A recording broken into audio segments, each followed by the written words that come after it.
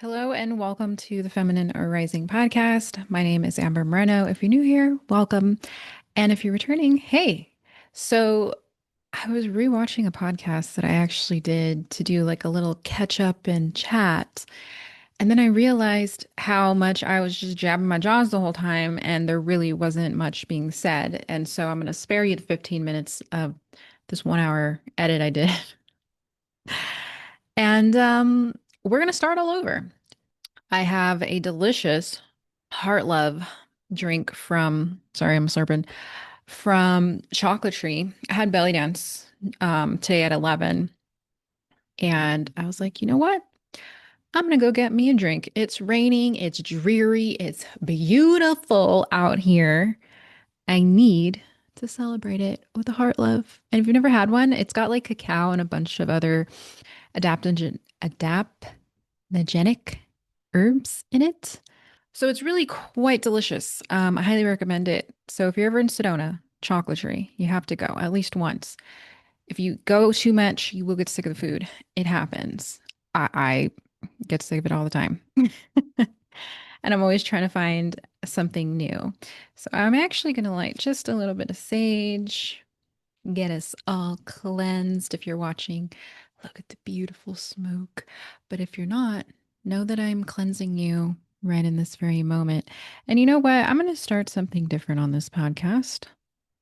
Let's all collectively, if you're driving, keep your eyes open. But if you are just listening at your desk or house, wherever you are, just take a moment, stand or pause or sit wherever you're at. Close your eyes and just notice the sounds around you. Now, if you're driving, just notice the sounds. And just go ahead and take a deep breath in.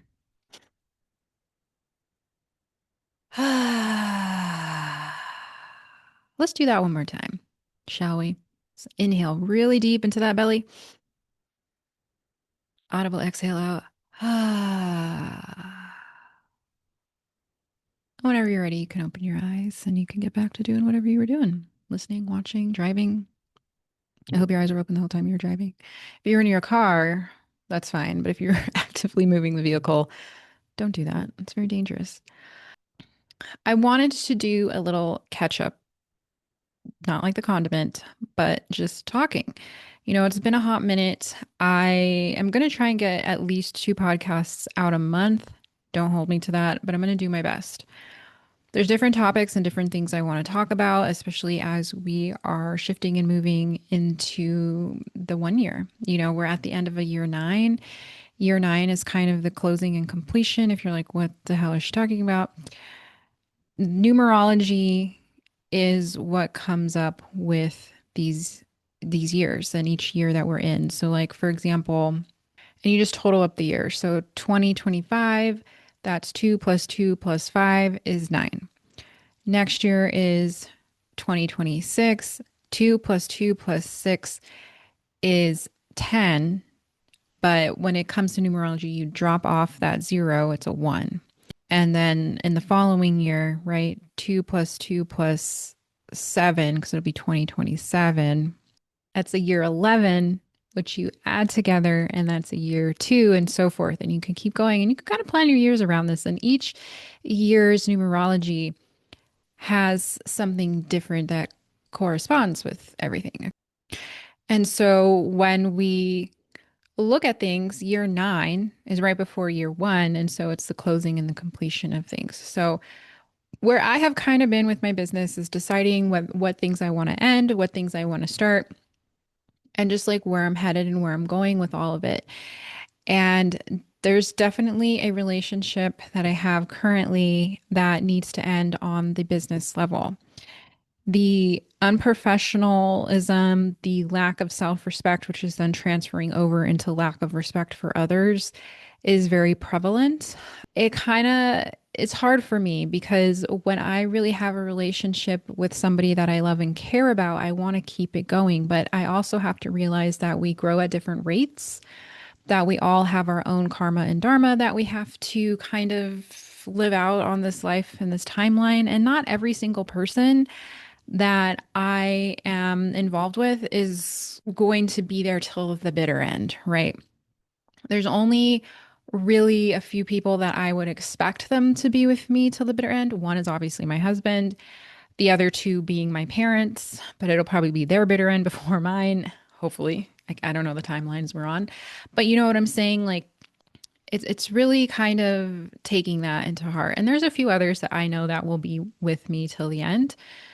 It won't be the bitter end, obviously, but it's a the jargon, if you will. And so knowing that though, how do I want to be in relations with these people? Do I want to continue to be in relations? And so with this year 9 completion and thought process, it's like, well, I don't really know if I want to continue on into year 1 with a lot of these individuals. And so this year will be the hard line in the sand and where I move forward. Let's catch up a little bit. Where I have been, what have I been up to? I know it's been a hot minute. I think March was the last podcast I put out. The makeup and yaps, we're going to see because I also realize when people listen to me talk, they're not here to witness my makeup skills or what palettes I'm using. And, most people are here to get the metaphysical side of things, the psychic side of things, the unseen realms, and like let's discuss these things, right? Like the numerology of years and all of these things. So I will only record makeup and yaps going forward if we are going to be speaking about something within those realms and those categories. But otherwise, there goes my hopes and dreams of ever becoming a YouTube makeup artist, I guess. It's always been a thing I wanted to do, but I also realized that that's not why I'm here. So that's okay. But I very much enjoy doing my makeup. It's the Leo rising in me. But yeah, let's go ahead and chat. Where have I been? So over the summer, I have really just kind of been learning to get my footing, kind of feeling into myself more and more. I have started pelvic floor therapy, which I don't know if I mentioned that in my last podcast or not, but it's been a little bit of a journey. I'm still very much in the beginning stages of it. I've only had one appointment. I have another appointment coming up in a couple weeks here. And then from there, in between that, I have my own work that I need to do. So there's this little ball that I have, and it's about the size of a grapefruit. And there's certain exercises that I have to use to help get some of that emotional blockage out of my body. So, fun fact about our bodies is it likes to store on to emotions. So, all those times you swallowed your anger, you bit your tongue and didn't want to say the thing, you held in your tears, that's all storing somewhere, right? Even when you contained joy, like I would rather have joy contained in my body than the other emotions that are on the lower frequency spectrum. But the number one emotion I hang on to is grief. And I masked it with anger a lot of my life. Anger was my emotional home. It's still like I still have a key to the door. You know what I'm saying? Like I'm not trying to be there all the time. I have definitely, and I'm still definitely learning patience and how to express what I'm feeling vocally. And then if I need to rage it out, I find a safer space to do that, not on people or at people. But my point is, I'm still in the process of learning, and I think I always will kind of be in the process of learning how to express new emotions. But coming back to the pelvic floor therapy exercises, this ball that I have, one of the exercises is laying on my stomach with that ball underneath. So I learned that I had a lot of trauma from when I was a child trapped in there. I'm not going to go into the details because I deeply believe that we do not need to spread everything all over the internet. But what I will say is, I had no idea I was hanging on to such deep emotions and such emotional ties to my father in a way of like, I needed him to be a protector when I was, 5, 6, and 7, and 8. And he couldn't be there for me because of what he was experiencing in his own trauma response. And so I was able to kind of place myself into his shoes and understand, well, that's why he wasn't or is an alcoholic, because it's a lot of his childhood trauma that he wasn't dealing with. And his trauma response was that. Is it an excuse? No, it's not. But in those moments, I had to forgive him because I can't go back in time. We can't go back. I'm sure he would love to go back and fix everything as well, but we can't. We can only move forward from this point even from everything I just said on this podcast, right? Like I have to move forward from that. And so in that process of feeling all of that, there was a lot of grief that came with it. There was a lot of me having to hold my inner child again and letting her know I'm safe. I am the protector. I'm the divine mother. I am the divine masculine. Like I am all of it, just as you are all of it, whether you're a man, woman, whatever. Like we all have these qualities. That portion of me I've been working on, and it has not been easy. It's been pretty challenging. In the area of my marriage, it's been challenging as well. For those of you that have no idea, I am married. I don't post my husband very often on my Instagram, and that's because I try to keep everything, like I said, business, metaphysical, unseen realms, spooky things, and my experiences. And we're still navigating our marriage as well, just as I'm sure if you're in a relationship with somebody, whether it's been a month or 12 years, 20 years, right? You're always constantly navigating in private. And it looks different. So for us, it was really learning how to trust ourselves, like each other again.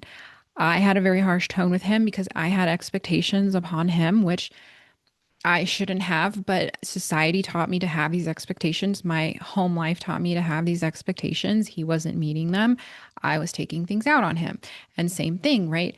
There is certain stressors and things that was put onto him with his family as being a man, the head of the household and having to provide and be a provider. Men naturally like to provide.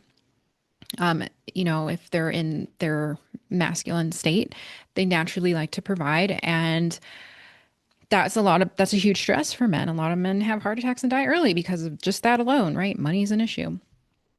And so him creating these stories about me and our marriage and what it needed to look like. And we had a sonography reading. I think I'm saying that incorrect, but it's where you take both of your astral charts, merge them together, and then you kind of can see the compatibility between the two individuals. I highly recommend it for couples, married or not, partners, whatever. Try it, do it. It's awesome. You get to see kind of like where you're at. And so when we got that done, it was like, oh, well, we're in such like this chaos that we created in our own minds and now projecting it out onto each other, reflecting it back constantly. Like imagine a laser just going between two mirrors, right? That's what was happening. And so when we got the reading done, we realized like, oh, we actually have a lot more in common than we thought, which is probably why a lot of this stress was happening. And so we've been working on our marriage in a very intimate way, and pelvic floor therapy has really kind of merged that together. And so we're in a really good spot now from where we were. And this is something that's been going on for at least the past 3 years, I want to say, that we've been struggling. And sometimes you have to go in a loop pattern to over and over again so you can then recognize the pattern, catch it, and then make, okay, why are we doing this again, right? It's like dieting, right? When you're trying to not eat the chocolate, but you're like really craving the chocolate. So instead of like, oh shit, I want the chocolate, like, okay, what can I eat instead that's not chocolate that might satisfy that sweet thing? Because that's really what it is. You're either craving the magnesium, the sweet, or the caffeine that's in the chocolate naturally derived. Same process when we're learning our patterns, right? It's like, well, what am I needing in that moment that I'm not receiving? Like, why am I getting angry because he loaded the dishwasher wrong? Is it because I'm not feeling supported? Is it because I'm not being heard or seen? Is it because I'm trying to control a situation? Like, what is it exactly? And so that's kind of been our journey that we've been on that I don't really share a lot about because, frankly, it's nobody's damn business. But I also don't think people are that interested in it either, but we're in a really good place again. It's been a hot minute, but I'm proud of the work that we have done. And yeah, so that's kind of like my personal life, if you will. Now, coming back to the business side, I have been doing a lot more research into demonology, a lot more research into like the UFO realm of things, the unseen. That's really where my North Node is. It's kind of going into that journey of like breaking down the intuition, breaking down the unseen, explaining these things. What do they mean exactly? And hopefully people will understand it. Those that will receive shall. Like Jesus talked in parables, Amber kind of talks in parables too. So if you get it, you get it. If you don't, it's not for you at this time. Not that it won't ever be, but like I said, at this time. If you didn't listen to my North Node video, South Node video, go check it out. It was a makeup and yap. I highly recommend. It'll help you to get clarity onto where you're going as well. I'm a huge believer that we need to pay attention to the stars in the sky. So we need to pay attention to what is happening, the days that go on. It's kind of like a weather forecast, right? Like you wouldn't go outside without your jacket if it's cold out. But for whatever reason, people fail to look at astrology. Maybe a lot of people think it's fake. Maybe a lot of people think it doesn't matter. It really deeply does matter. Now, it doesn't mean it's going to control every aspect of your life because there's times where, like, they say, like, oh, it's going to be a hard day of communication. And then I'm like, well, I didn't experience that. Most of the time, I'm not always communicating with people either. But my point in that is like, when we have this ability to see what's going on and like project out into the future, why wouldn't we freaking use it? And especially if we have our own charts that help us to see like what we're supposed to be doing here in life. Like that's a huge roadmap right there. It doesn't give you all the answers. It's not going to tell you to be the damn doctor or date the guy, but it is going to tell you the basis of why you picked the body you picked, why you picked the family, why you picked most of the things, and it'll help you to see what challenges that you're here to overcome, where you just came from, and where you're going. So, real quick, my South Node is in Virgo, third house. I used to apparently be a Virgo. Makes sense. I'm pretty tidy for the most part. My North Node is in the ninth house in Pisces, or my Pisces, yeah. So that means coming back to I'm supposed to be speaking more about the unseen, right? Pisces is a water sign. I'm a Taurus. It's weird, but I have to have compassion towards others, which is not freaking easy for me. Okay. Let me tell you, I'm an Aries moon. This is why this is on my middle finger. I like it's difficult for me, but I have to learn that. And with your North Node, it should never feel comfortable. If it's feeling uncomfortable, then that means you're supposed to do it. That's the beauty of growth. It sucks, but it is part of why we're here, what we're supposed to do.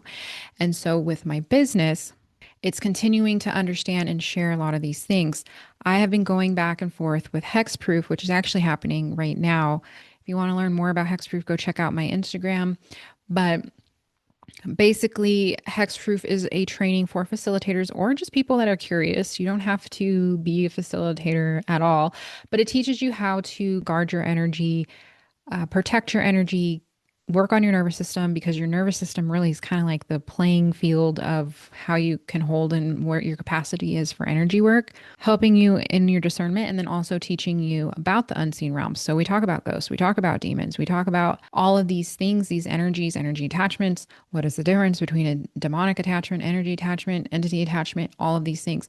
Some facilitators will teach on this, but they actually don't have the depth or the capacity to understand it, and or they're not sharing it. If they do, they don't feel called to share it, and I understand that not everybody's going to feel called to share certain things. Just like I don't, like I was saying earlier, I don't feel called to talk about my marriage. That's more of like a counselor slash love advice, which I don't feel called to do any of that. Like if somebody asks, I'll tell them, but it's not happening. But at the same time, I also feel it is our responsibilities as facilitators, practitioners, whatever you title, insert title here, to protect our energy and also help to hold the integrity of spaces for our clients. Now, I was going back and forth with Hexproof, which teaches all of this, if I should continue it on the way that I do it now, which is in this live container. We meet once a week. I give you the rundown, and then there's a workbook that comes along with it that you have the option to work on it or not. I'm not going to force it. I mean, we're not in grade school. Like, we're not going to force anybody to do anything. There's practices that I request and slightly require you to do while you're in the training as well, right? Facing your fears, things like that. And then you have access to me throughout the entire month. So if anything comes up, if there's something that you want to talk about that I didn't explain, like you have the opportunity to ask. It's a really beautiful container and it's really, really affordable. I haven't rose the price in 2 years now. I think I've kind of kept it the same, but this is a more expanded version of it. Obviously, next year the price will be raising up because after saying all that, I realize how much value I'm adding to it. But and it's just a container where I was like, do I want to continue this on? I wasn't sure. I had no idea. This is part of the year 9 if I wanted to close this, right? Well, I have thought about it and I think I'm going to keep the container going each year because the information is just so vital. I don't know how it's going to look going forward, but it's definitely going to continue on. I don't know if I'm going to keep it in October, might make it a little bit earlier, might do September because as we step into October, right, the poles are shifting on the earth. So in the northern hemisphere, which is most of my clientele, because of that shift, the veil is a lot thinner. The reason for that is just because the frequencies are starting to shift, and so they align a little bit differently. I also explain this in Hexproof as well. And so because of that, most people tend to notice more paranormal activity, as I mean, that's the easy blanket statement to call it, right? And it's like, how do you protect yourself against that? How do you stand in that fear? So I very much see Hexproof going forward. And if you're like, damn, I missed it, stay tuned, okay? Follow me over on Instagram. So I've been doing that, working on that, focusing in on that. So I've been doing a lot of research over the summer with everything. And then going into November, I have another training coming up. It's not my training. I got hired out for that. So I will be there to do the protection over the Airbnb, which I also do house clearings and protection. So, like if you have a house that you want to move into, but you want it cleared and protected and energy read beforehand, I do that as well. It's not really a popular thing because it's kind of something I just started this year, but that's something that I do as well. And then I will be training another psychic protection workshop within this person's training that they hired me for. November is also a travel month for me, so I'm going to go see family. I know that's not work related, but there's opportunities there depending on what I'm doing. And then December is my time where I really start planning the rest of my year. So my Q4 technically is now, but my Q1 starts up in December for me. So Q1 is where I start planning.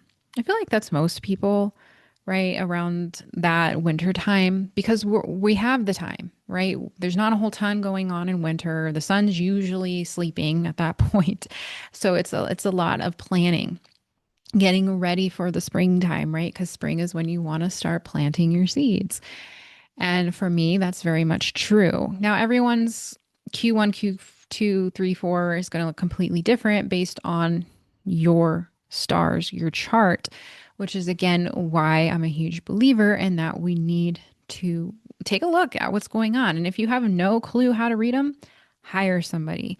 Okay. Save up your pennies and hire somebody. Readings aren't that expensive these days. They're usually around $200, which are like, oh my gosh, that's not a lot of money. There's other things, yeah, you could buy with 200 bucks, but 200 bucks goes like that nowadays. So to me, it's a very fair amount. But go get your reading done. I highly encourage you to do so. Other things I've been working on is helping friends with their print media. I do print media on the side. It's not really something that I advertise to do, but I love designing. I love doing all of those kind of like graphic style things. So when people reach out to me for that, I love to help them. I try to get things out really as quickly as possible. It can be a little overwhelming sometimes. I feel like the way that I do it, I don't mean to. So if you're listening, I'm sorry. But I just like things to come out beautifully for you. And I understand not everybody is a perfectionist, which is part of my South Node. I'm trying to exit out of I'm so sorry. Like going into Pisces is difficult. Let me tell you. I've been doing belly dancing and getting more into that. And I had text messages because there's another dance event coming up in October at the end of the month that I'm excited for. I already got my costume. I'm gonna be a clown. I love being a clown, but my favorite clown to be is a serial killer clown. I've never been it before or Pennywise, but I have been a few different types. Actually, was no, I was a funny clown one year. My mom has all the pictures. I should tell her to send them to me and I can share them with everyone. Anyways, so getting back to it. So, business. I haven't really been doing any sound healing journeys, neither in person or virtually. I do want to get back into that with the in person. I actually am going to have somebody connect me with an individual where I can rent a space for a pretty decent amount of money. I've tried to rent spaces in the future, or in the future. I probably will be rent. I'm obviously going to be doing that, but in the past, they have been overly priced, in my opinion, and I'm like, oh dear God. So I found a space that's it's pretty close to my house, which I love because then I don't have to worry. I can take as much as I need into the space and curate it as I need. And it's an easy ROI, which is nice. It's all about timing, though, out here in the geriatric city of Sedona. Not kidding. It's pretty geriatric. But what's nice is we're pretty close to other cities as well. So we'll see how that goes. I'm going to try and do a test run next month. It's kind of my goal. Maybe do another one in December and then kind of keep things going. My goal with this is to have affordable sound healing journeys because there's a couple other places within Sedona where they kind of charge a lot, to be honest. Like I understand like people have to make money. Like this is not the cheapest place to be at. However, I feel like we're also in a time where not everybody has their, what's the best way to say this? A lot of people have a lot of money wounds, and we've been in a recession for a very long time, whether we realize it or not. And because of that, not everything is super affordable. And so when you're charging an upwards of 40, 50, $60 and up for a sound bath per person, that's a lot of money. And especially if you're trying to do like your household or like couples, like that's $120 right there. You could have went out to dinner at that price. You know what I'm saying? Not that sound baths aren't beneficial, like they're very much needed, but this is what I'm saying why they should be a little bit more affordable. So my goal is to keep them around 20, $30 max tops. And if I do, and then depending on the popularity, then that will depend on if I continue it on, if it's a series or what it looks like. But my goal with everything is to, like I said, bring in healing at an affordable price.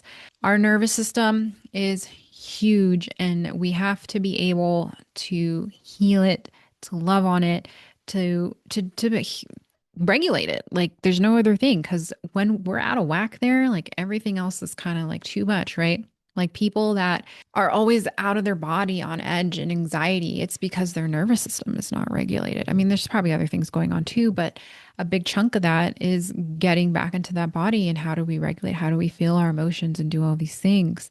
Breath work has been something too that I have been feeling the call more and more to start to bring back in as well. But I'm not 100% sure how I want to facilitate that or what that's going to look like. So again, the year 9, it's closing a lot of these loose ends up and tying them off and then going into a year 1, which I don't even know what's going to happen next year. This is kind of off topic, but on topic because, talking about in-person things, my husband and I aren't sure if we're going to still be here in Sedona or not. The way that our ley lines work, and you can find out your own ley lines as well through your astrocartology. I always say that word wrong. There's a chart and a mapping based on your stars. Again, go get a reading done.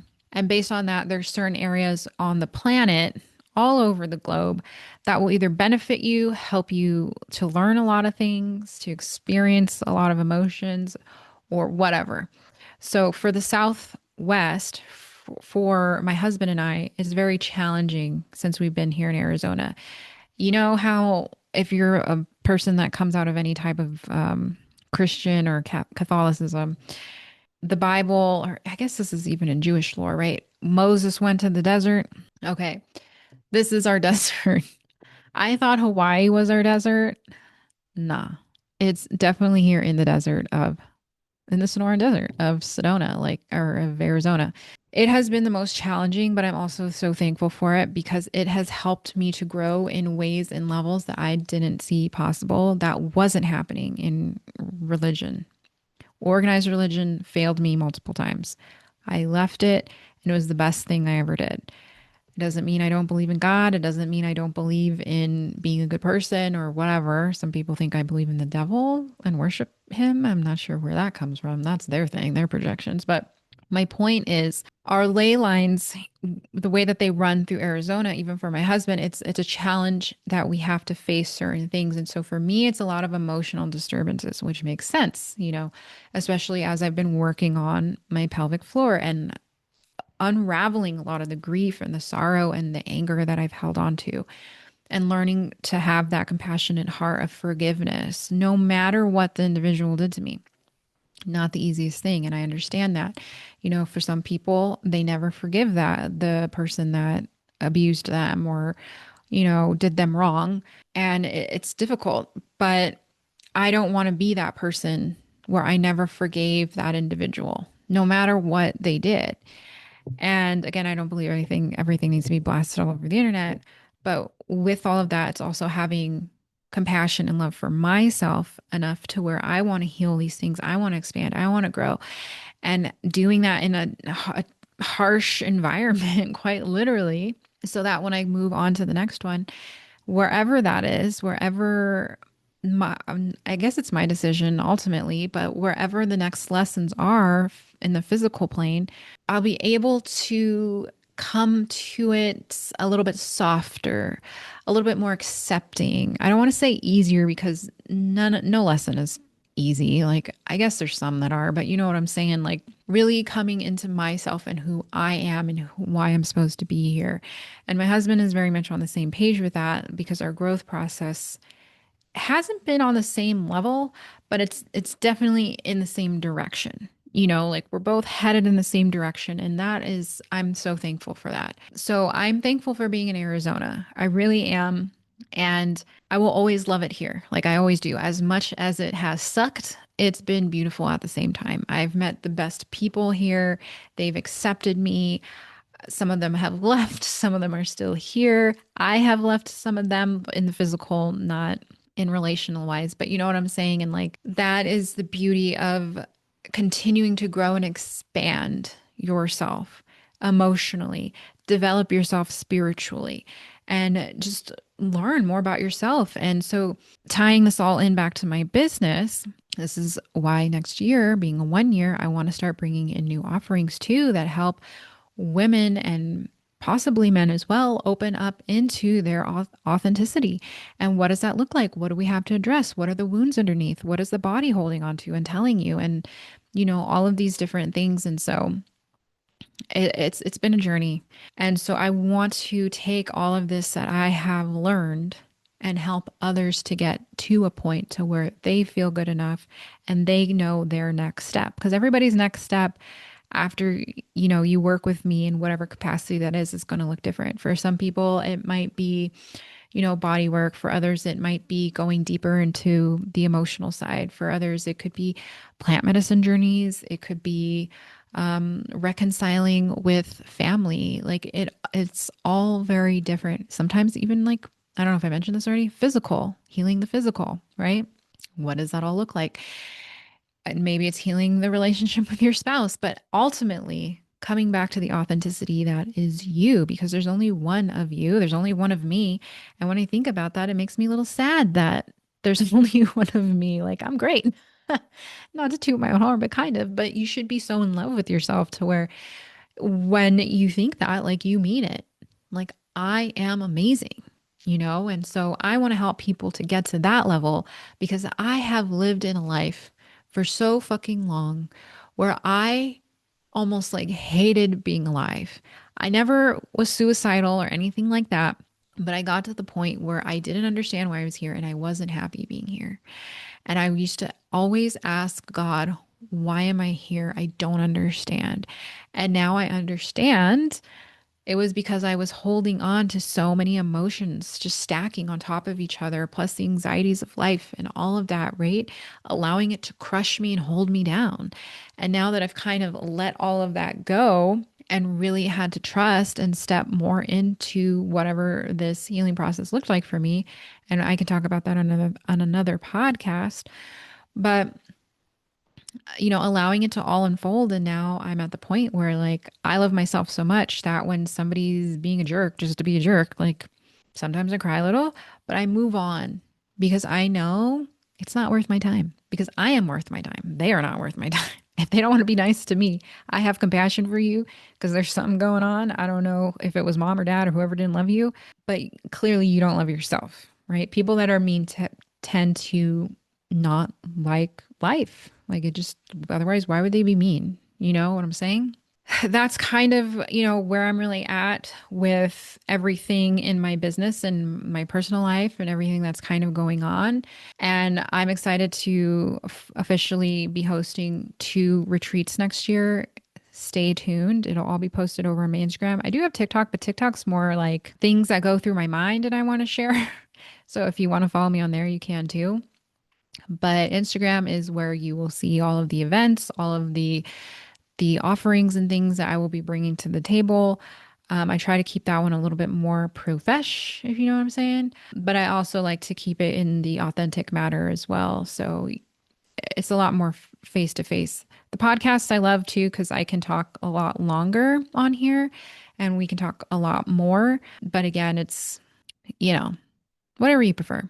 So if you're listening to this, you must love long form content or you were just interested in what I had to say. So thank you for joining me. With all of that being said, though, stay tuned.